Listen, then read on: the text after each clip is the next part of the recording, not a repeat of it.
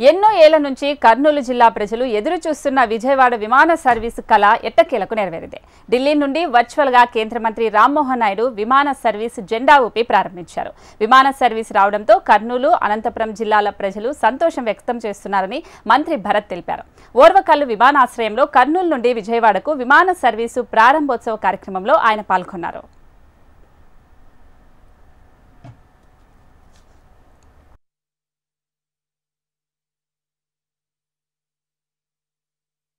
Finally సాధించాము and it's a great achievement.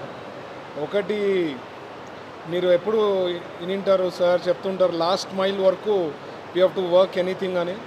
So దీంట్లో కొంత ఎక్స్ట్రా ఎఫర్ట్ నా సైడ్ నుంచి ఏమంటే ఇండిగో వాళ్ళతో కూడా పుష్ చేస్తామంటే రామ్మోహన్ నాయుడు గారు మీతో పాటు మాట్లాడుతూ ఇండిగో వాళ్ళకి వాళ్ళు ఏమన్నారంటే, సార్ కర్నూలుది వచ్చేసరికి it is a cash crunch, మాకు వైబిలిటీ లేదు అంటే వాళ్ళకు ఒక రిక్వెస్ట్ చేసే either Bengaluru or Chennai or వైజాగ్ని తీసేసో ఏదైనా చూసి ఒక ఫస్ట్ ఈ సెక్టర్ ఇవ్వండి, if it is viable then you can add to it for Chennai అన్నాడు.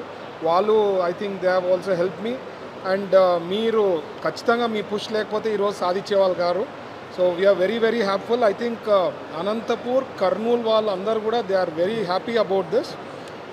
ఒకటి రామ్మోహన్ నాయుడు గారు ఒక రిక్వెస్ట్ ఏమంటే, మనం కూడా మన ఫ్లైట్లో మీతో పాటు వచ్చేప్పుడు చైర్మన్ గారితో మీరు అన్నారు నైట్ ల్యాండింగ్ అంటే, జనార్దన్ రెడ్డి గారు అన్న ఇక్కడే ఉన్నారు, అది కర్నూలు ఎయిర్పోర్ట్ వచ్చి మన స్టేట్కి సంబంధించింది.